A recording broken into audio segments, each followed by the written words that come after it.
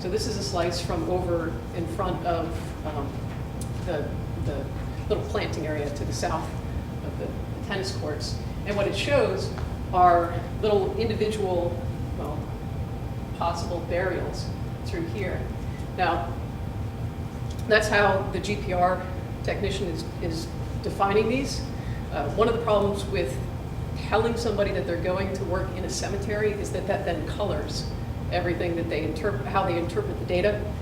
So in this instance, it looks mighty convincing. In some areas, he's defined the disturbances below the ground surface as possible clustered burials.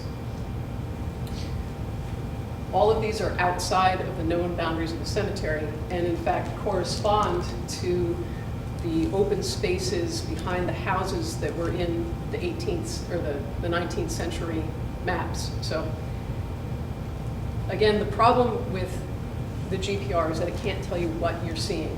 So any disturbance is going to pop up as a reaction on the screen. The areas that Jay identified as disturbances, at any rate, are back here. These white areas are open backyards in the 19th century. This is the 1895 base map with the GPR results overlaid on top of it. In these areas, you've got wells and privies and trash pits and general holes and any manner of excavations in the background.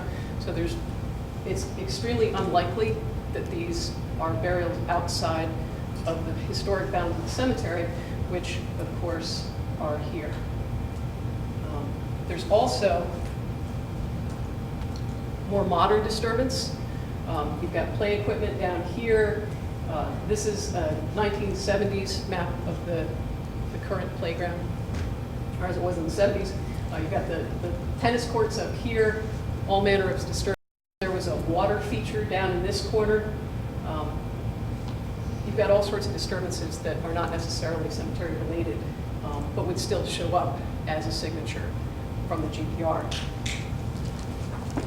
Just an example, we saw another cemetery in northern Philadelphia where they ran a GPR across the entire playground, found 163 possible individual interments. When they went in and they actually broke ground and took a look at what was there, not a single one of them panned out as a burial. We did find 39 elsewhere that hadn't been picked up by GPR, so it's certainly not an infallible tool. It's just used as an aid. This is the best way to discover what's underground. It defines what's there. It's time-consuming, though. Because the GPR unit couldn't get into this little area in here, this is just south of the tennis court, which is over behind the excavator. So we decided to put in a test hole, just to take a peek, try to confirm what the conditions of the ground are. Is it hard digging? Do the historical records actually pan out? We dug a 2-foot wide, 3-foot long, and roughly 4.5-foot deep test unit across here.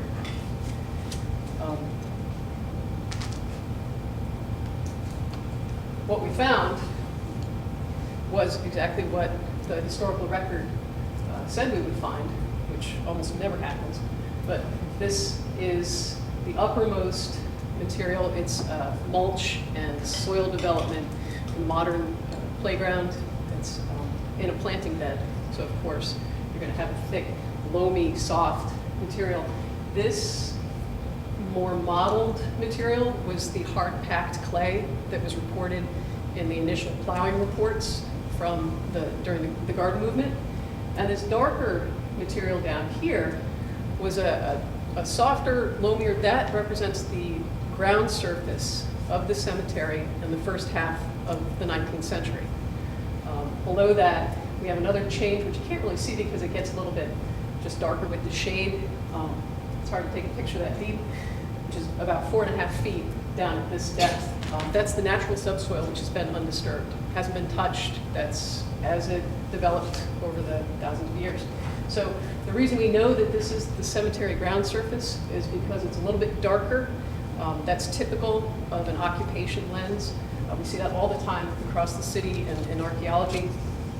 It also contained artifacts from the appropriate time period, from the first half of the 19th century. So we have earthenwares and redwares, pearlwares, hand-painted pearlwares, all of which manufacture dates put us in the first half of the 19th century, active years of the cemetery. We also found more modern disturbances.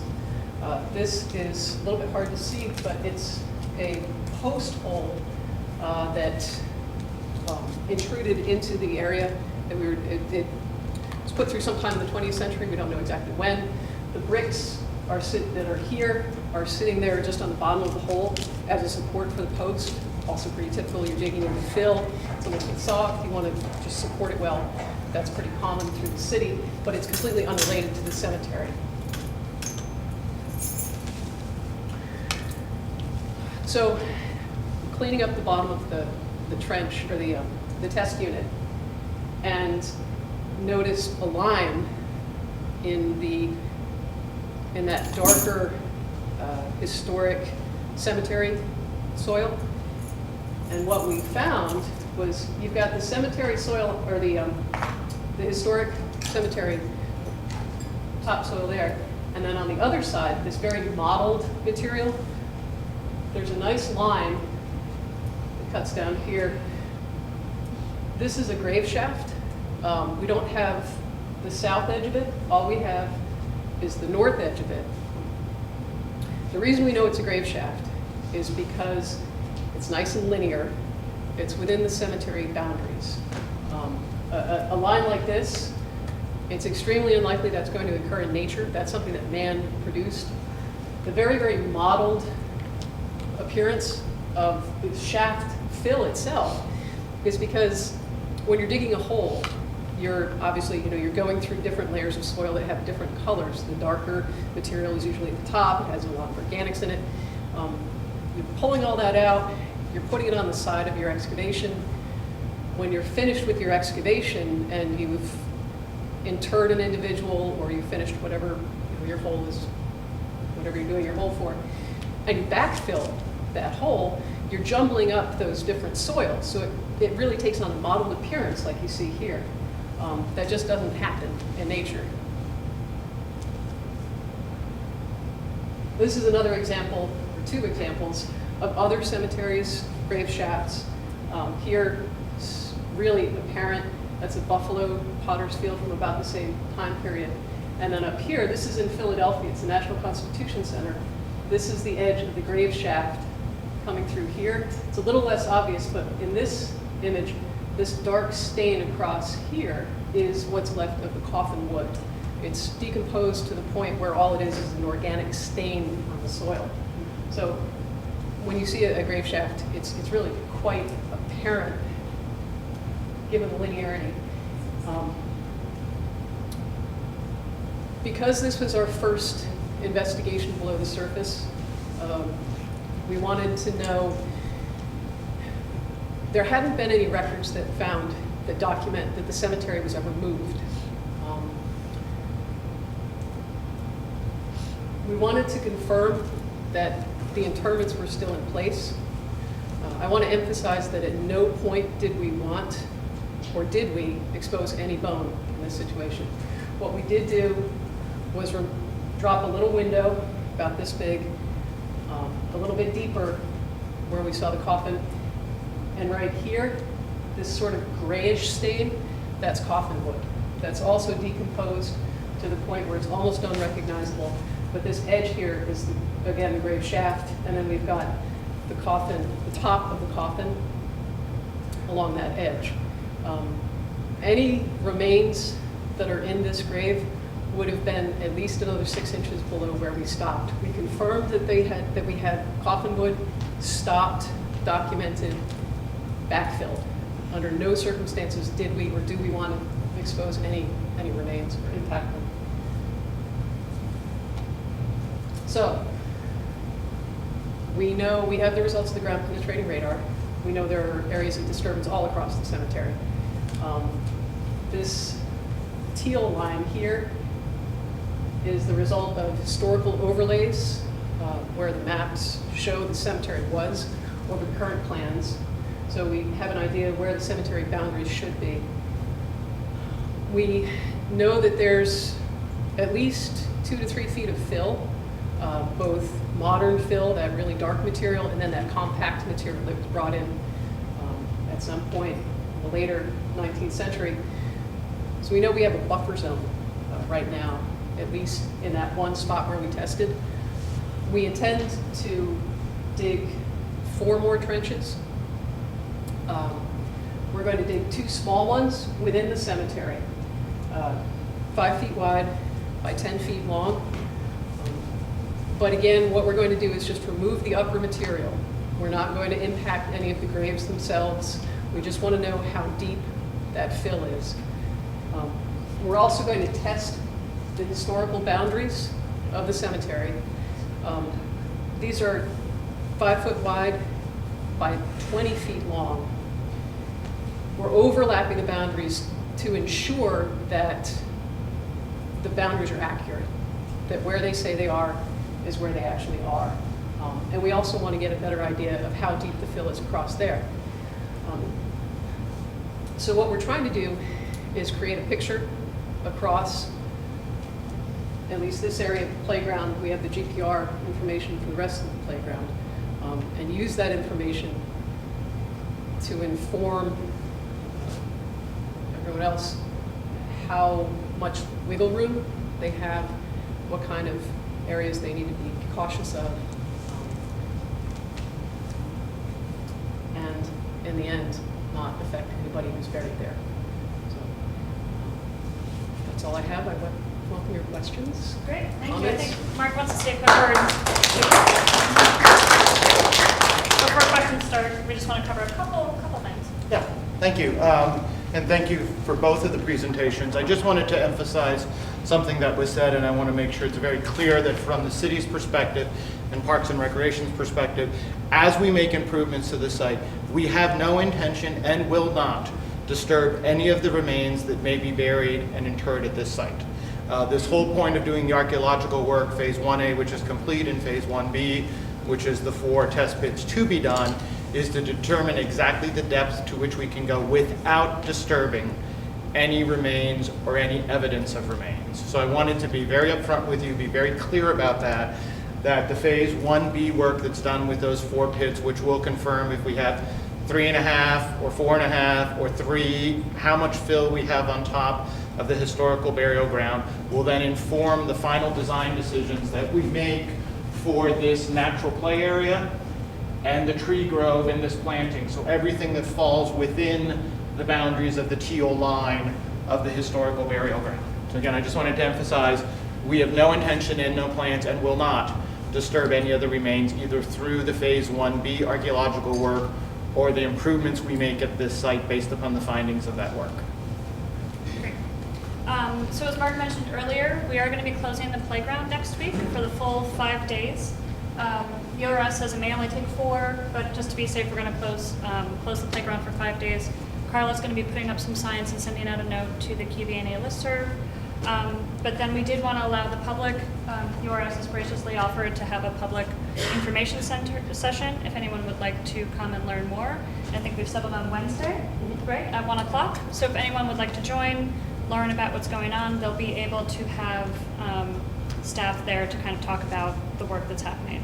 And then I just kind of wanted to talk real quick about the timeline for the construction process and everything.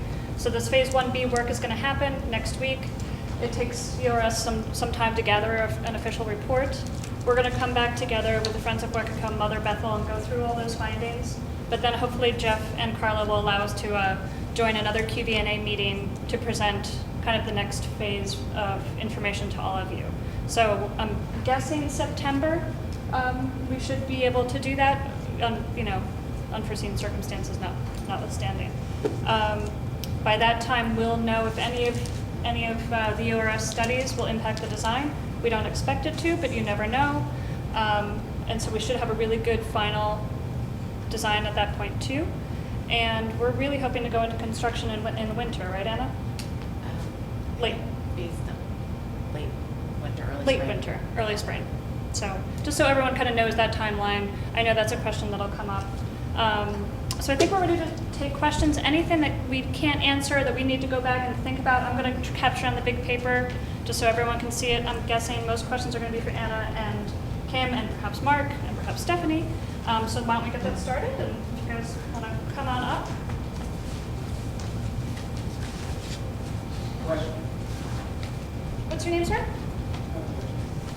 You talked about what you can see with the DVR machine.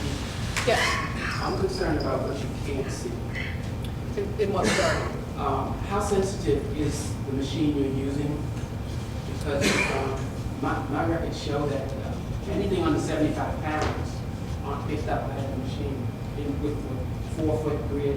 When you're using a 4-foot, or 2.5 by 2.5-foot grid Yeah. that went 8 foot. anything under 75 pounds. And the Rankin dig, or the Rankin study of the dig that was done at First African, most of the graves there were children. And I'm sure the population here probably wouldn't be any different. I wouldn't expect so. And a 75-pound limitation would be a child of 12 of today. So that means all the children under 12 would not be picked up on the machine. Well, honestly, if that's the standard that you're using, most adults who are interred during the active period of the cemetery would not weigh 75 pounds because they would be skeletonized. The GPR is not reflective of weight. It's differences in the soil itself. If the soil has been disturbed, then that's what causes the bounce back. Well, the weight of the skeleton has nothing to do with the size of the body. It And does. I'm talking about a 75-pound body wouldn't be picked up with the GPR. I'm given what I have seen in the past. Well, you can check J.J. Schultz, Journal of Forensic Science, 2008, and they show that anything under 75 pounds. Again, it's not an infallible science. However, I can tell you that we have had success with the GPR with identifying. And 2008, 2013, there have been developments. That's the most recent work. Except Rankin's work in talking about the population of the cemetery. So if I think about the population, I don't see picking up the children. I think we're just as likely to pick up the children as we are the adults in this situation. Because again, it's a question of disturbance, not weight. If you've got a utility line, they're going to pick up the disturbance of the sides of the line, not, for example, Leaded? I'm sorry? Would not the line be protected by? No, not necessarily, because what they're identifying are the limits of the excavation and where the characteristics of the soil have been changed by excavation. And so it's the nature of the soil that causes the bounce back.